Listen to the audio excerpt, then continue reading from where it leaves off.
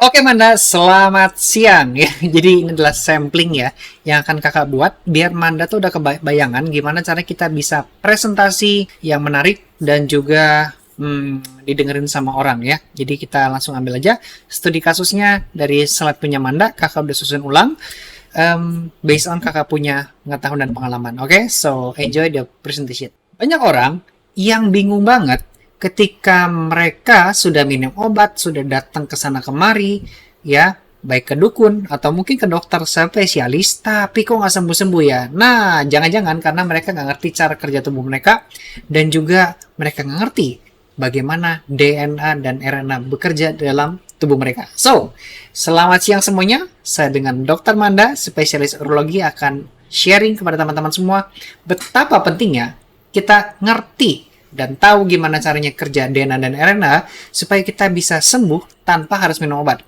Sekalipun kita perlu minum obat ya, kita ngerti kenapa kita harus minum obat yang itu, kenapa kita harus konsultasi sama dokter tertentu, sehingga kita bisa mendapatkan jawaban yang lebih spesifik, alasan yang lebih tepat, sehingga penyembuhan itu bisa lebih tepat sasaran, dan kamu bisa sehat sepanjang masa. Mau nggak sehat sepanjang masa? Mau ya? Oke? Nah, kalau mau, langsung aja kita mulai. Welcome to the Blueprint and Messenger of Life DNA versus RNA by Dr. Manda SP Urologi.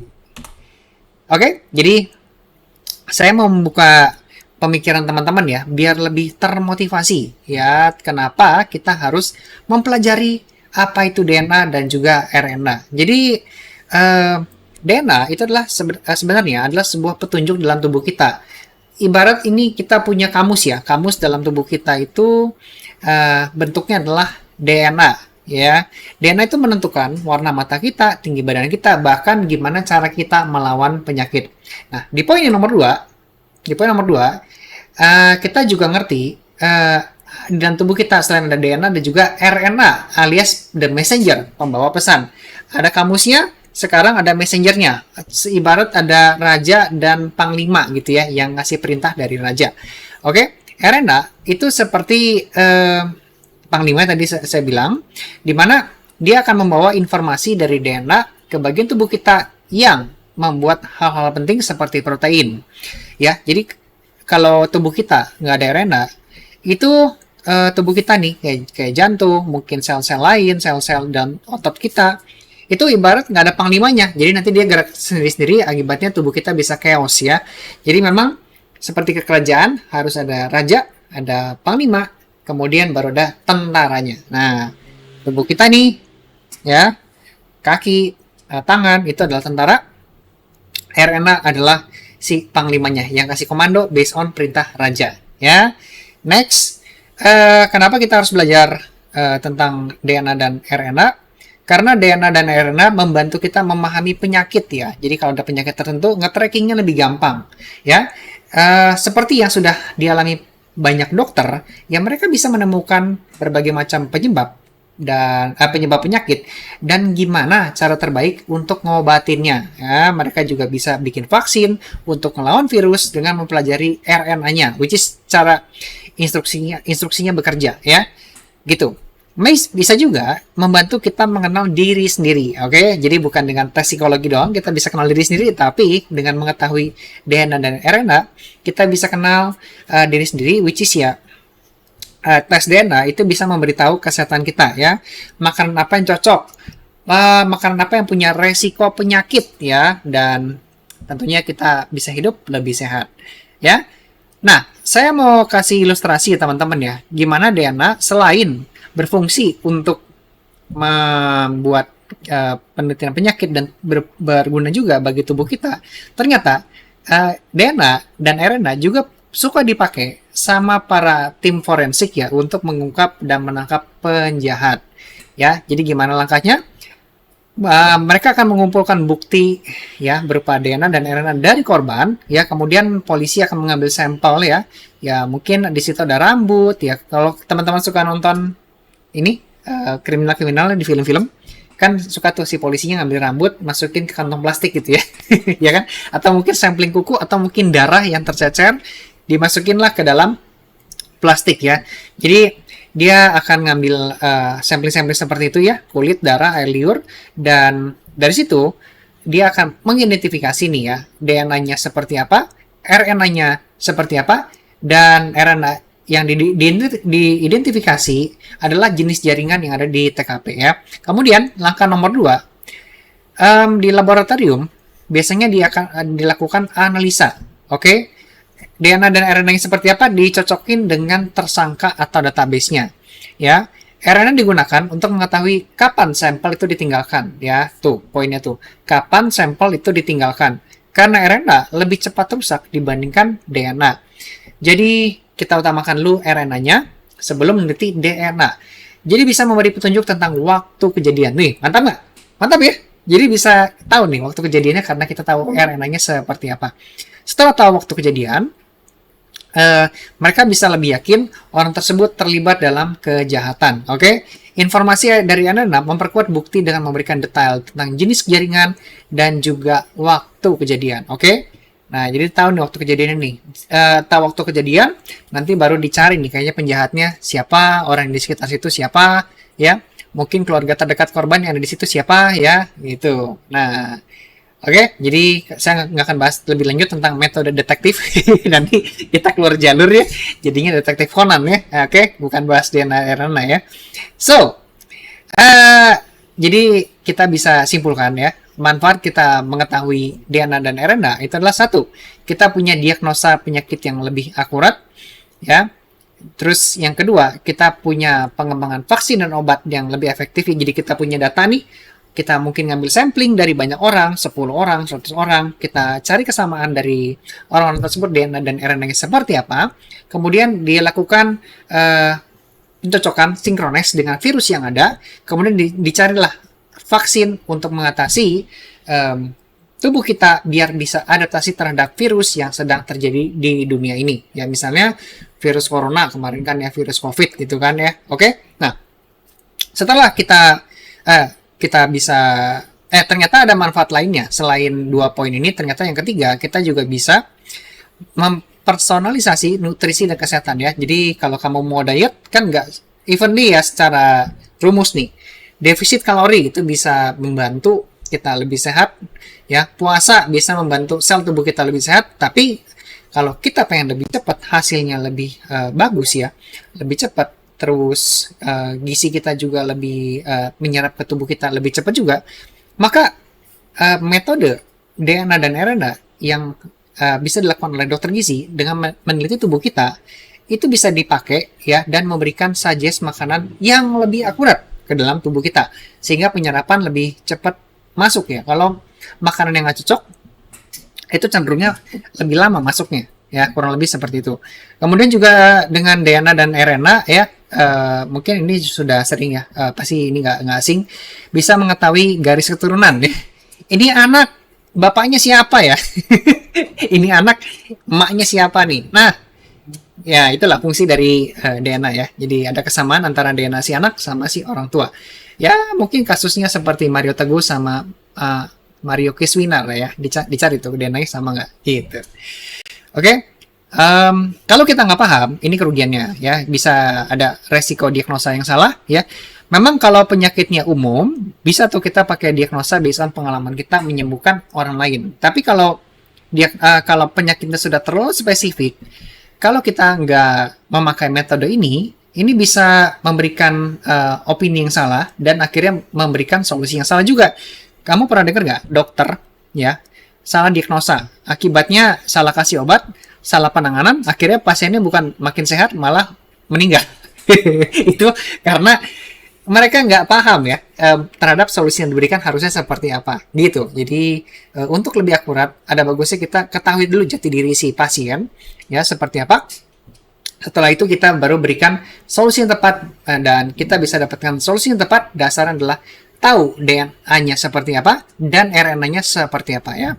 Kemudian kita juga bisa kehilangan kesempatan mencegah penyakit. Oke, kalau misalnya kita tahu DNA dan RNA-nya seperti apa, kita bisa memprediksi nih, kira-kira pasien ini bakal ngalamin penyakitnya apa nih ya. Dengan kebiasaan sekarang, kedepannya bakal kejadian apa di pasien tersebut. Oke, kita bisa prediksi, dan setelah kita bisa prediksi, kita bisa kasih nasihat ke pasien tersebut, Bapak, Ibu, kalau Bapak punya kebiasaan begini terus, berdasarkan DNA dan RNA Bapak ke depannya bakal begini nih, dan Bapak bisa apa gitu ya. Makanya saya sarankan Bapak jangan begitu. Nah, gitu misalnya.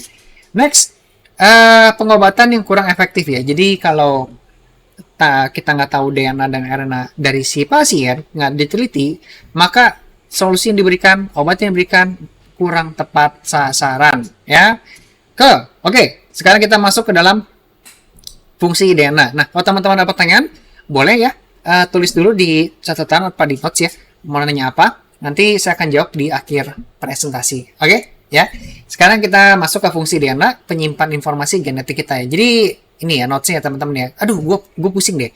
DNA itu apa? RNA itu apa? Oke, nah cara bedanya begini aja. Kalau masih pusing dari penjelasan sebelumnya belum paham, saya akan coba jelasin dari sudut pandang yang baru, yang mana DNA itu berfungsi sebagai penyimpan informasi genetik, oke?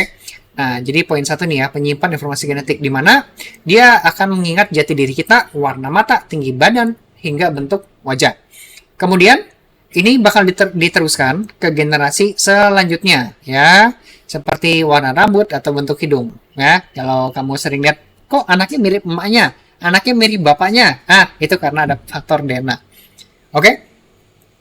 Terus, mengontrol pertumbuhan dan perkembangan ya. Jadi kalau kita ngerti cara kerja DNA-nya seperti apa dan cara kerja RNA yang based on DNA-nya seperti apa, maka kita bisa memaksimalkan cara bertumbuh si sel yang ada di manusia ini gitu. Kemudian membantu tubuh memproduksi protein ya. Ada orang cocoknya protein hewani, ada orang cocoknya protein nabati ya. Ada orang cocoknya makan daging, ada cocoknya makannya kedelai aja untuk sumber protein. Maka kita bisa cari tahu mana yang paling cocok dari pasien ini based on meneliti DNA dan RNA-nya, which is DNA-nya sih kalau di sini ya, gitu. Ya. Kemudian sekarang kita akan masuk ke dalam fungsi dari RNA, which is ya kalau di pembahasan sebelumnya saya sebut ini sebagai the messenger ya, pembawa pesan dalam tubuh kita. Oke, jadi yang pertama, fungsi dari RNA adalah dia bisa bertugas mengambil instruksi dari si raja ya untuk membawa sesuatu ya ke dalam nukleus. Oke, sorry, yang mana DNA ini ada di dalam nukleus dan kita bisa kirim ke bagian sel di mana protein dibuat ya. Jadi intinya simpelnya kalau bahasanya ribet-ribet, udahlah intinya membawa pesan lah ya dari DNA ke sel-sel yang lain gitu ya. Yang kedua, RNA ini bisa membantu memproduksi protein. Oke, jadi RNA akan bekerja sama dengan mesin kecil di sel yang disebut ribosom ya untuk membuat protein sesuai dengan instruksi dari DNA-nya. Jadi protein ini harus dikirim kemana? Jadi DNA tuh punya blueprint kan. Nanti dia kasih perintah RNA, tolong bawa proteinnya ke otot bicep nih karena habis olahraga nih, habis nge-gym nih. Oke, RNA-nya melaksanakan perintah itu dengan cara memproduksi protein terlebih dahulu dan pada akhirnya nanti akan dibawa ke si otot bicep yang lagi recovery apa lagi rusak ya. Nah, lalu dia juga berfungsi sebagai untuk menyalin informasi genetik untuk replikasi ya, di mana ini bisa membantu sel membelah diri dengan menyalin informasi genetik yang memastikan sel baru punya informasi yang sama. Kan sel itu bisa berkembang ya, bisa bertumbuh ya. Sel lama akan mati, sel baru akan hidup lagi. Dan mempunyai nutrisi yang baru ya, dari yang lama ataupun dari nutrisi tambahan dari faktor eksternal kita. Nah, sekarang ketika si sel baru ini bertumbuh atau membelah diri atau lahir menjadi sesuatu yang baru, kan masih kosong tuh. Nah, maka dia akan menyalin informasi dari sel lama, tapi perintah ini akan diberikan sama si RNA. Kalau nggak ada RNA-nya, ya udah bodoh aja gitu si sel barunya lahir tapi otaknya kosong ya. Nah, biar langsung pintar, maka RNA langsung nyuruh, sel, lu tolong ya belajar sama si sel lama biar jadi pintar nih, bisa langsung berfungsi sebagaimana mestinya ya, gitu. Yang keempat, memungkinkan vaksin mRNA bekerja ya. Jadi vaksin mRNA adalah seperti vaksin-vaksin yang disuntikan dari luar ya, contohnya kayak vaksin COVID-19 ya, menggunakan RNA sintesis untuk memberikan instruksi kepada tubuh kita agar memproduksi protein virus tertentu ya. Lalu sekarang kita akan masuk ke dalam perbedaan. Oke, jadi kan ya kalau tadi kita udah bahas sih, intinya kan memang secara general, saya harap itu teman-teman sudah paham bedanya apa antara DNA dan RNA. Sekarang kita masuk ke dalam perbedaan yang lebih spesifik, yang lebih detail ya. Nah, contoh yang poin pertama adalah jumlah untaian ya. Jadi, oke, ini bahasa yang lebih ilmiah ya. Kalau teman-teman pusing, ingat-ingat aja penjelasan sebelumnya ya. Ya, yang ini saya mau jelasin ke teman-teman yang pengen lebih dalam memahami apa DNA dan RNA perbedaannya seperti apa ya. Jadi yang pertama adalah jumlah untaian, di mana DNA ini memiliki 2 untaian, which is yang namanya double stranded ya. Jadi namanya bentuknya ya. Jadi kalau teman-teman nanti mungkin pakai mikroskop atau bukan mikroskop, sorry, pakai sesuatu yang bisa melihat CT scan lebih dalam ya, atau mungkin meneliti pakai ya mikroskop sih bener ya. Nanti teman-teman kalau melihat yang untaiannya berlipat-lipat begitu, ini DNA nih. Kalau untaiannya lebih panjang, itu ini RNA nih gitu. Jadi bedanya gitu ya. Teman-teman bisa searching juga di Google, gambarnya seperti apa ya, gambaran DNA dan RNA itu seperti apa ya bentuknya. Kemudian perbedaan secara bahasa nitrogen ya, DNA itu mengandung adenin, timin, sitosin, dan guanin. RNA mengandung adenin, urasil, dan menggantikan timin, sitosin, dan guanin. Oke. Next. Secara struktur ya, secara struktur kalau DNA itu double helix, RNA single stranded ya. Secara gula yang dipakai di poin kedua, DNA menggunakan deoksiribosa dan RNA menggunakan ribosa ya. Kemudian secara bahasa nitrogen ini ya sama kayak barusan ya, dia menggunakan adenin, timin, sitosin, dan guanin. RNA menggantikan timin, urasil, dan jadi bahasanya adalah seperti ini ya. Dan ngomongin soal lokasi di poin nomor 4, DNA itu bisa ditemukan di nukleus alias inti sel, nggak pernah keluar ya. Kalau keluar mungkin takut dicuri kali ilmunya ya sama seseorang gitu. Nah, kalau RNA biasa ditemukan di nukleus maupun sitoplasma di luar inti sel ya. Jadi rajanya mah tenang-tenang aja di istana ya, panglimanya yang kesana kemari gitu ya. Karena tugasnya menyampaikan informasi ke seluruh bagian sel. Oke? So, terakhir saya mau bahas tentang bagaimana caranya DNA dan RNA bisa bekerja sama ya. Jadi pada akhirnya nggak mungkin mereka berdiri sendiri-sendiri ya, karena memang beda fungsi sih. Oke? Jadi kalau kita gambarkan ke dalam kasus yang terjadi dalam tubuh kita, yang pertama adalah DNA menyimpan informasi, RNA membawa informasi ya, itu ya poin pertama ya. Ya, DNA menyimpan informasi, dia hard disk-nya gitu ya, RNA yang akan jadi RAM-nya atau mungkin CPU mungkin lebih pas CPU sih, processing ya, prosesor. Oke? DNA menyimpan informasi genetik, RNA bertindak sebagai kurir membawa informasi ini ke bagian sel-sel membuat protein dan juga memberikan instruksi harus bergeraknya seperti apa.